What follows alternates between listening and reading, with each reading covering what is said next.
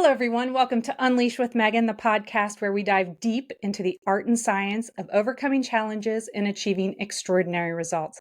I am so excited today to have with us Wanda Harris and Christyanna Durand, who will be talking to us about their book, Dagger Words, how they came about writing it, and how they hope it will help others. So I'm going to go ahead and turn it over to Christyanna and then Wanda to introduce themselves. And as always, we're going to jump right in. Christyanna? Thank you, Megan.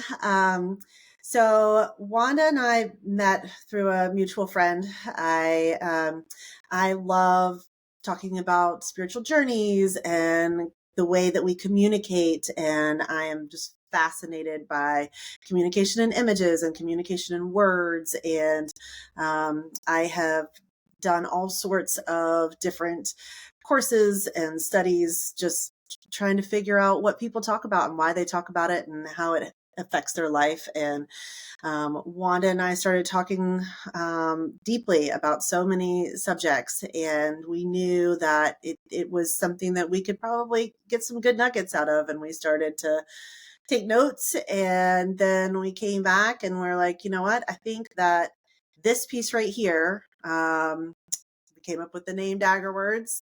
This is something that we can talk to other people about. This is a little discovery that we think could help people. And so the journey continued. That's fantastic. Thank you. Wanda, would you like to tell us a little bit about you and your background? I think Chrissy said everything. No, actually, yeah, I'm Wanda Harris. Yeah, me and Chrissy have known each other for quite some time, and we met, like she said, with a mutual friend. From there we start doing a discovery into something that I do, just on another part of the business that I work. And I think all businesses is a play of everything. Something called the nameless technique, and Chrissy and I started with what that service that I do with her, and then we finally came somewhere in that to combine a new way of communicating. We found that um, when we are communicating, there are certain words that really have an uprise in your conversation, and it can bring you to a place of feeling inspired. So in the midst of all that, I am a coach, I'm many names, but I always say I call something called a nameless technique. People call me by different names because there is no name. I don't go by a name or a label, but it appears to, as you would know, clients, I call them miracle mates. They would say to me, okay, well, you're my energy coach, you're my business coach. So I named something called a nameless technique. And that's the story with me. So I am in the business of promoting disengaging the ego's lie, everything about the ego that's not true. I'm into promoting the authenticity in everybody. That word is always a tongue twister in Yep. everybody. And so yeah, that's about me. There's more about me. We can talk, we can really read up about it, but I want to get more into this. But yeah, so then we started to, as we furthered our conversation, Chrissy and I knew that words were very empowering. And we thought when we would hear certain words, I would ask Chrissy, what does that feel like? It feels like a dagger, or it's not like something that feels really uplifting. And there are certain words we use and phrases that we use really, really promote um, that type of emotion or feeling that doesn't feel really complimentary. And I'm into the complimentary being, the complimentary way. We are amazing from the gate. Everybody is a master at something.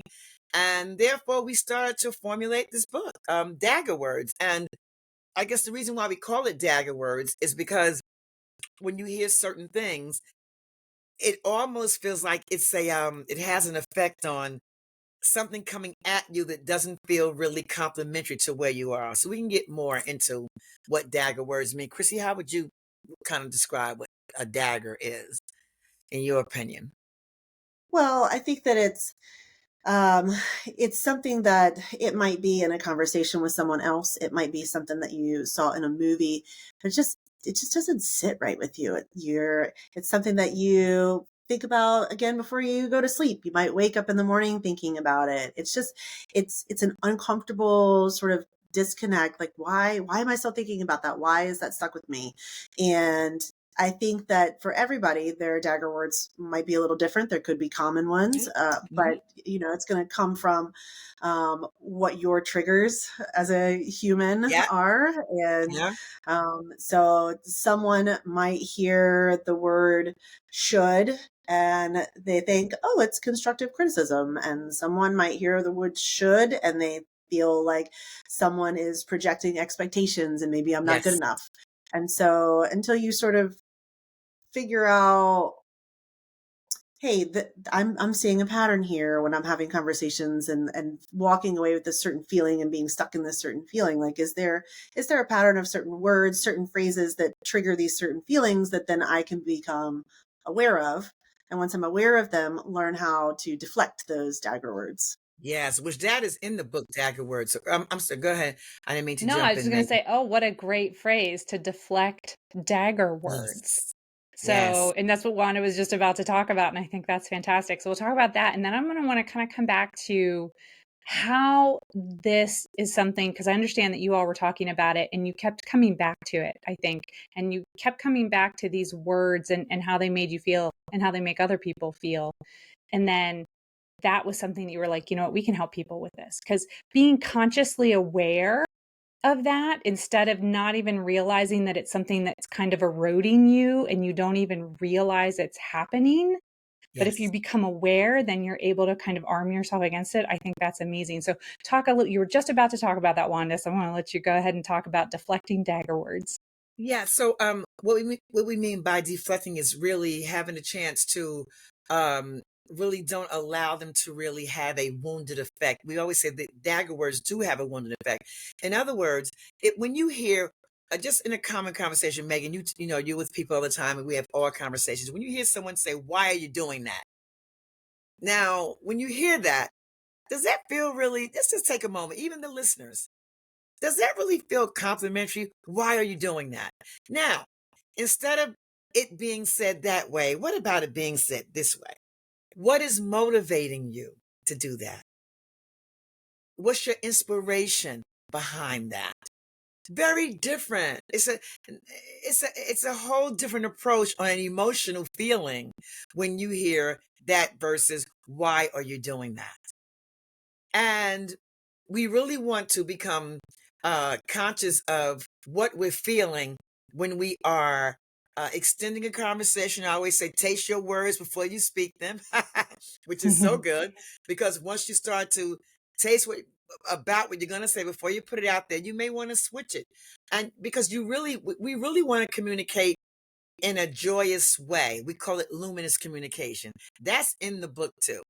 That's a dialogue where we are aware what dagger words are. We stop before we start to really commit to a conversation. We really have a pause moment. That's when you can start to deflect what the dagger word could be, because then you would start to notice, and we can pay attention. And in that moment, when you start to really train this way, even when you are about to extend a dagger word, it will stop you. You will feel it internally. On the inside out approach person, you will feel it internally, and you would know before you even say it, well, how can I say this differently? Because you then the mind, you start to really swing into what luminous communication is all about. That's in the book too, where we're having it right now, actually. Yeah, we're having a luminous communication. We're doing that right now because we are really aware of what we're saying. I always say sometimes you may hear me and Chrissy stop for a moment. That's because words are downloading, and we want to be really on point of the word that's coming out. So it's not that we have forgotten, but we want to really taste the words before you speak them.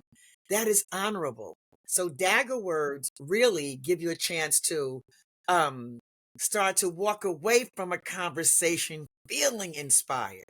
You see, it is a connectiveness.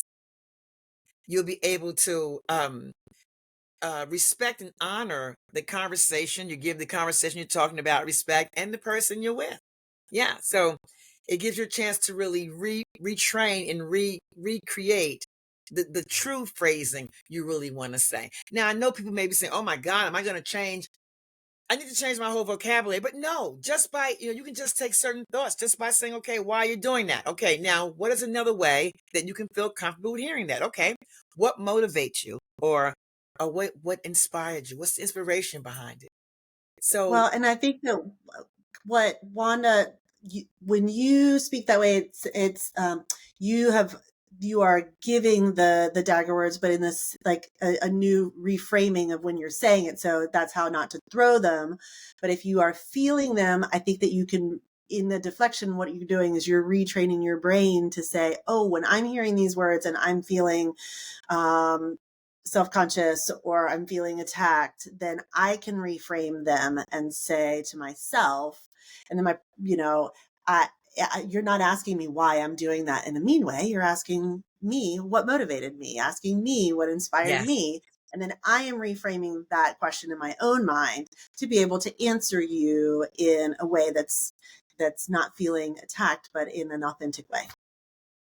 Yeah. So that sounds a little bit also like assuming good intent on the part of the person asking the question, right? So the word they used, you're like, okay, I don't like how that felt, but I think what they meant, or I'm going to assume what they meant was actually this question, but just the awareness of your reaction, because that conversation could go downhill really fast, and we can only control ourselves, right? We can't control the other person and what they say to us. We can talk to them and we can have that conversation, we can educate them, but ultimately we can't control them and the words that come out of their mouth. We only get to control ourselves. So by having this awareness and being aware and learning, there are some common dagger words out there, but also there are going to be ones that are very, like you said, very unique to each individual person. So being self-aware of your reactions and responses, and then sort of retraining the path in your brain to be like, okay, I understand why I'm responding this way, why I'm reacting this way, actually. And instead of reacting, I'm going to take a breath, take a beat, and respond with what I hope, assume, believe, want to believe they actually meant to ask me. Did I understand that correctly? I like that point because as you use good intentions, and let me say this, coming from the inside out approach as I view things, and everybody is in communication to really be heard or to be listened to. Everybody, and we must think. What's behind us? Let's just think. What's the inspiration behind us communicating? Let's just look at that. What's the motivation behind communication?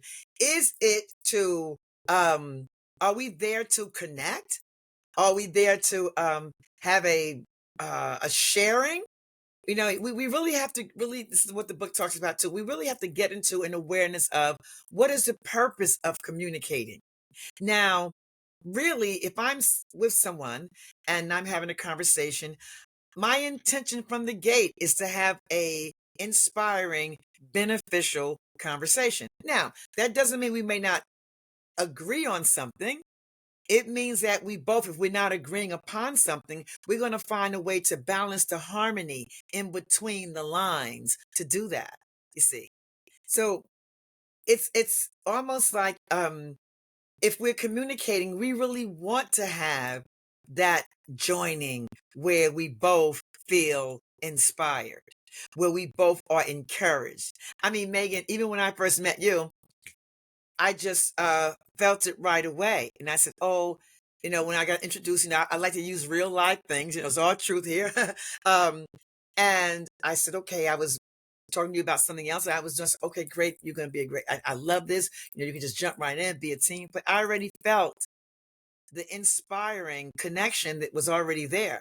So actually, it's almost like meeting you, yourself, and you, because you said good intention. Yeah. And if everybody start to do that, we would all want to be in the midst of harmonious conversation, luminous conversation. There's also harmonious. We're gonna always, all of us will want to do that. And I always ask, what inspires us to have a conversation in the first place? There's something that I do before I talk to anybody or have a conversation. I ask myself, what's beneficial for them? What's beneficial for me? You start to really join into something beautiful. The intention from the beginning. Yeah. So I'm glad you said that. Good intention. Mm-hmm.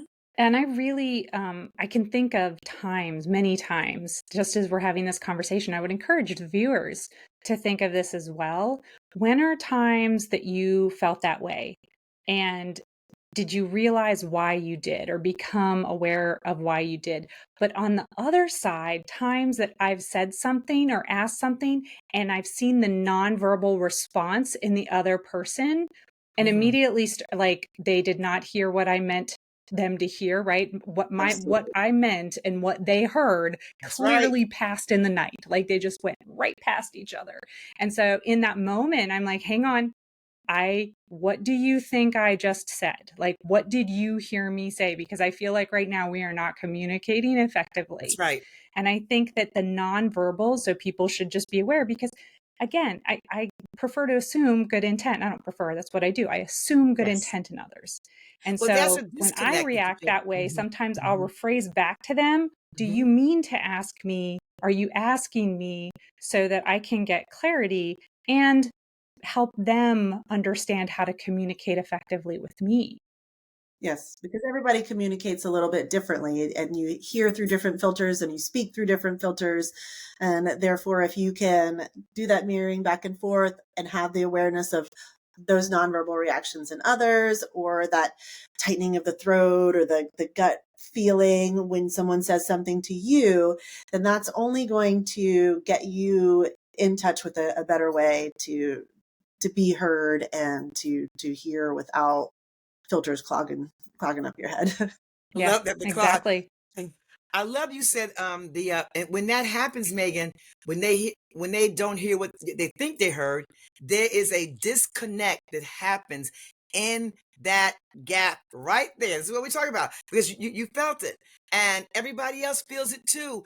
We forgot how intuitive we are. We are amazing. We can feel.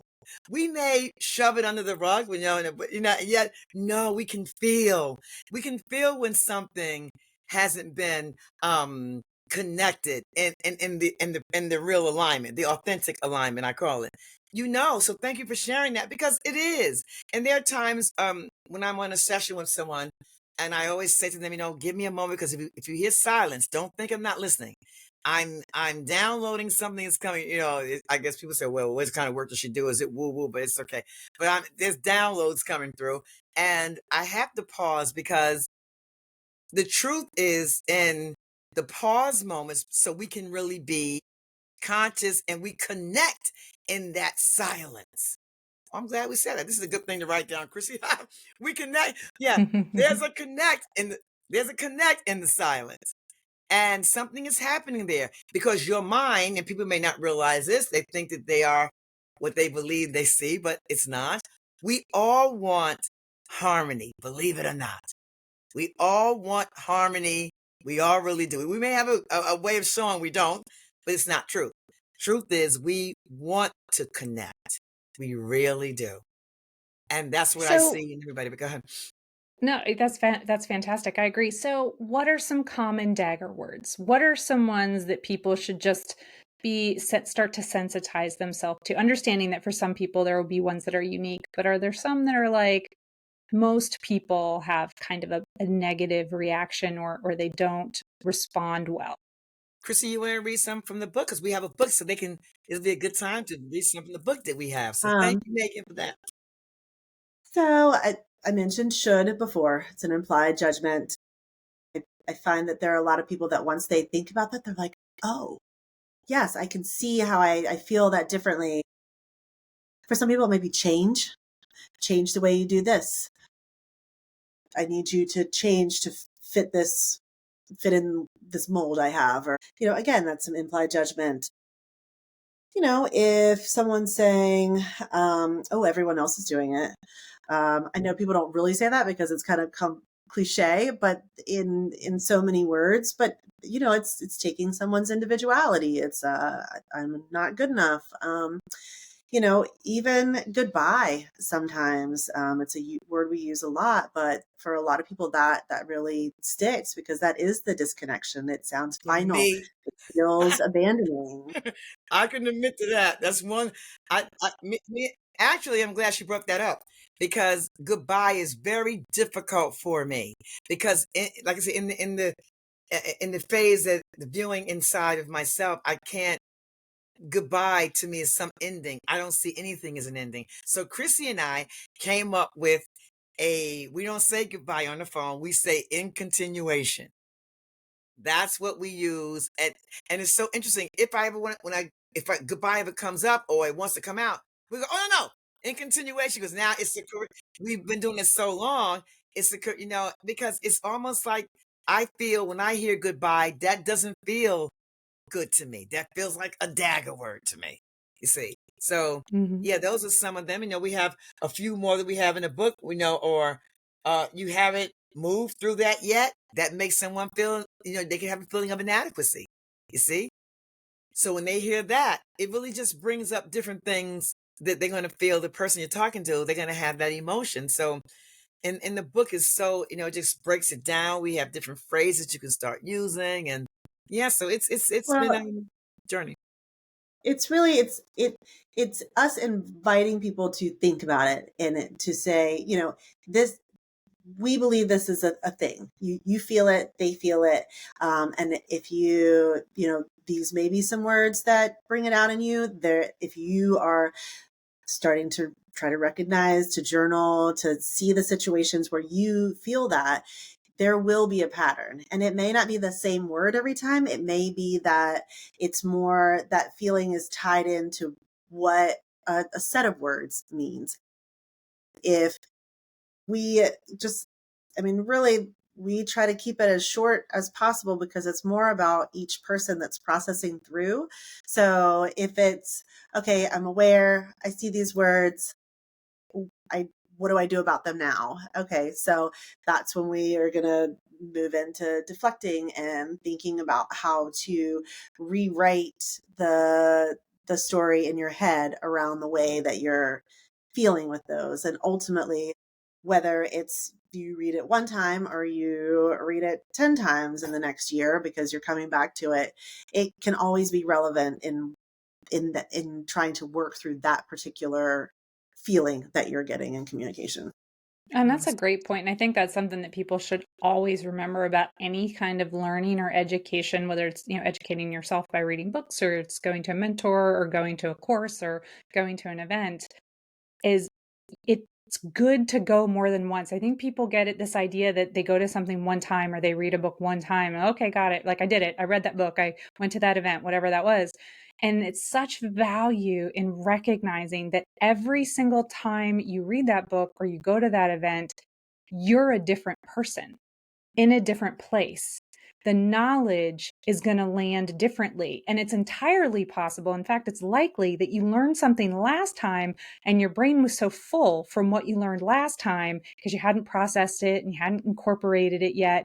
And then you do that. And now you're this new, different person. And the next time that you go and experience that information, you can take different parts of it away, or you take different parts of it differently and you learn more and you grow more. And I think what you just said about when you go back, and if you go back and you experience the book more than one time, you're going to get something different out of it, or you're just going to be reminded. And I think that goes to so many valuable educational things out there that people just don't realize. So I think that's a really great point.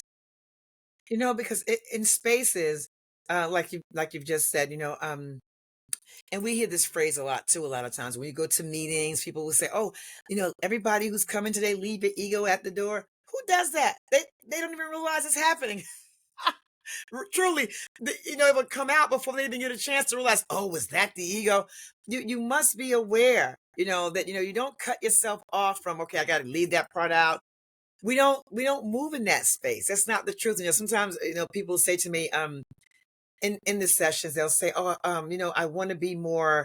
I want to not be business this way. I want to be this way." And I went, "Are you cutting yourself off? You're all of this. Bring everything. Bring everything. You don't have to cut anything off. That's what the world. That's not that world will divide that. That's not the truth. Bring your entirety. Because if you do that, you're going to have a more authentic way of expression there, and you're going to be able to receive, because people really realize authenticity because it's in everybody. They may not realize it's there, but once you start extending it, they'll open there. And I know you said before you can't control others. No, you don't have to, because the real truth in them is also in you. And when you really start to stem from that energy from where you are and that authenticity, either they'll move out of the vicinity or they'll just come right along in the flow. Yeah. That's So fantastic. So we're almost out of time. I want to give you each a final moment to just share any key takeaways that you want to make sure that you have a chance to share. I think we've already come up with many, so thank you so much. I think there's so much value in this, and I think the idea of people having this awareness and learning about this for themselves and for others, so for how they communicate to others as well as for how they receive information and communication. So that's fantastic.